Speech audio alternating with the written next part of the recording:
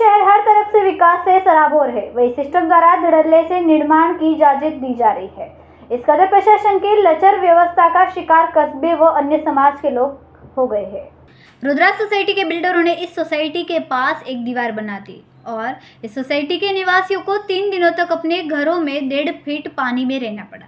इस काड़ी बाढ़ के कारण लाखों लोगों को नुकसान झेलने की नौबत आई है, क्योंकि उनके घरेलू सामान, अनाज और वाहन पानी में डूब गए हैं। 3 साल से पेश करने के बावजूद सिस्टम द्वारा कोई कार्रवाई क्यों नहीं की गई? समाज की ओर से कहा गया है कि खाड़ी में पानी भरकर लोगों को परेशान करना बड़ा भ्रष्टाचार है। संवाददाता कैलाश कुमावत, BHP न्यूज़, बारडोली। અમારે છે ને પ્રોબ્લેમ એ છે કે દર ચોમાસામાં છેલ્લા 3 વર્ષથી આ બંધાઈ ગયેલું છે પેલું રુદ્રાક્ષ, ત્યારથી આ બધા પ્રોબ્લેમ સોલ્વ ઉપડા છે, બધા પાણી ભરાવાના.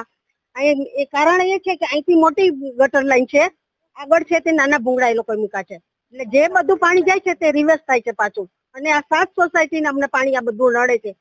અને અમારું ઘર છે યશ કમલમાં છે, અમારી નીચે દુકાન છે, ઘંટી છે, ઘરઘંટી, એના ઉપર અમારી રોજીરોટી ચાલે છે. આજે મને 1 લાખ રૂપિયાની નુકસાની ગયેલી છે. અનાજ બધું પલળી ગયું, ઘંટી ડૂબી ગઈ, મોટર બળી ગઈ, શોર્ટ સર્કિટ થતું તો અમે તાત્કાલિક લાઇટ વાળાને બોલાવી લાઇટ કપાવી અમે, કેમ કે અમારું ઘર આખું શોર્ટ સર્કિટ થવા માંડ્યું હતું. તો આનું સોલ્યુશન તમે લાવો બધા ભેગા મળીને. મારું નામ પુષ્પાબેન નીતિનભાઈ ભેસાણિયા, હું DM નગરમાંથી બોલું છું. અહીંયા છે ને ખાડી રીતસરની હતી, હવે અહીંયા બાંધકામ થઈ ગયેલું છે, તો એ બાંધકામને લીધેથી બધું પાણી પાછું રિવર્સ આવતું છે અને એટલી બધી તકલીફ પડતી છે. તો હવે છે ને અમારો પ્રશ્ન ખાલી એ જ છે કે વરસાદ નથી, અત્યારે પાણી નથી, તો કોઈ પણ એનું નિવારણ કરે. અમે પ્રાંતમાં પણ ગયેલા, નગરપાલિકામાં પણ ગયેલા છે, પણ હજુ કઈ એ લોકોએ કરેલું નથી. તો એના માટે હવે કંઈક કરે, પછી પાછો વરસાદ ચાલુ થશે ને પાણી આવશે તો કેટલો બધો પ્રોબ્લેમ થશે, કેટલું બધું નુકસાન થશે. અમારું ખાલી કહેવાનું એટલું જ છે કે અમારી જે ખાડી છે ને તે અમને ખાડી આપો, અમારે બીજું કઈ નહીં છે, અમારી હકની ખાડી છે, ખાડી આપો. દિવાલ, ગાડીઓ ડૂબી ગઈ, મને મચ્છરનો કેટલો ઉપદ્રવ વધી ગયેલો છે, તો દવા છાંટવા બી નથી આવ્યા અને બાળકો બીમાર પડ્યા. તો જોવા તો આવવું જોઈએ ને લોકોએ. ગયા વર્ષે બી ડેન્ગ્યુ, ચિકનગુનિયા આ બધું બીમારી આનાથી લીધે જ થયેલી, આના કારણે મચ્છરના લીધે જ થયેલી. અમારા એક પણ ઘર એવા નથી કે જે ઘરમાં ડેન્ગ્યુ ની થઈ હોય. અમારી ઘરની અંદર બધું જ ઘર વપરાશની જે બી વસ્તુ હતી બધી બગડી ગઈ છે, ગાડીઓ આખી ડૂબી ગયેલી છે. મારું નામ ઉમેશ બદાદે છે, હું MN પાર્ક A1 માં રહું છું. રાઈટ, હવે અહીંયાથી જે બી બધું પાણી ભરાય છે તે બધું પાણી શું થાય છે, પેલી બાજુથી જઈને મારા MN પાર્ક A1 પાસેથી અને DM નગર 14 એ બંનેની વચ્ચેથી બધું પાણી નીકળે છે. રાઈટ, તો એ જે પાણી બધું MN પાર્કમાં જાય છે એમાં કોઈ પણ વ્યક્તિના ઘરમાં MN પાર્કની અંદર કોઈ પણ ઘરની અંદર પાણી જતું નથી. બધાના ફક્ત પગથિયા શું કરે છે, પગથિયા ડૂબે છે. રાઈટ, તો મારું ફક્ત એટલું કેવું છે કે મારા બંને ઘરની અંદર પાણી ભરાય છે અને મારા એ પાણી ભરાવાને કારણે મારો છોકરો બીમાર પડી ગયો છે 2 દિવસથી.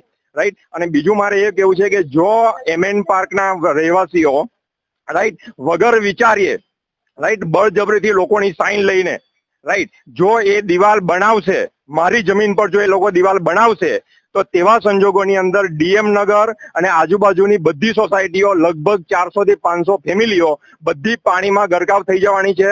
અને જો એમને એ બધા ગરકાવ થઈ ગયા, બધા પાણીમાં ભરાઈ ગયા, રાઈટ, તો એમાં જે કઈ બી માનહાનિ, જાનહાનિ જે કઈ બી થશે, રાઈટ, એના માટે જવાબદાર તંત્ર રહેશે. અને જે લોકોએ DM નગરની અંદર સાઈન કરી છે, રાઈટ, પેલા કાગળની અંદર, એ બધા જ લોકો એના માટે જવાબદાર રહેશે. રાઈટ, મારું ફક્ત આટલું કેવું છે, મારી પર્સનલી કોઈ પણ MN પાર્કના વ્યક્તિઓ સાથે દુશ્મની નથી. મારું ફક્ત એટલું કેવું છે કે બધાના હિતમાં નિર્ણય લેવાય અને બધાના હિતની અંદર બધા કામકાજ થાય. Thank you. DM નગરમાં રહું છું. છેલ્લા 3 વર્ષ પહેલા અહીંયા કોઈ પ્રોબ્લેમ હતા નહીં. આ જયારે રુદ્ર ડેવલપર દ્વારા તમે જોઈ શકો છો કે એમણે પાળી બનાવી દીધી અને પાણીનું રોકાણ કરી દીધું. હવે ભૂંગળા જે નાખેલા છે એમણે એમના માટે ફક્ત એમના યુઝ માટે જ નાખેલા છે.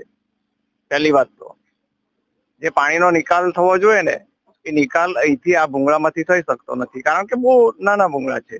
ને વારંવારની રજૂઆત છેલ્લા 3 વર્ષથી અમે નગરપાલિકા અને તમામને રજૂઆત કરેલી છે કે આ પ્રોબ્લેમ્સ ઊભા થવાના છે ને આ જે પાણી આવે છે ને એ પાણી કઈ અમે લાવતા નથી.